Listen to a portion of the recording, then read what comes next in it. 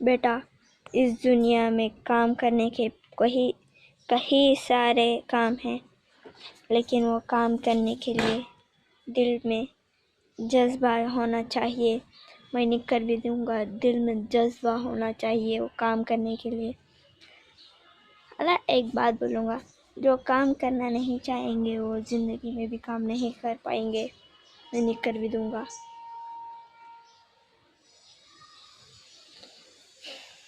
मैं क्या बोलूँ यार, इस दुनिया में तो काम करने के बहाने बनाते हैं। काम करे ही तो पैसा मिलता है, नहीं तो भीख मांगना पड़ता है।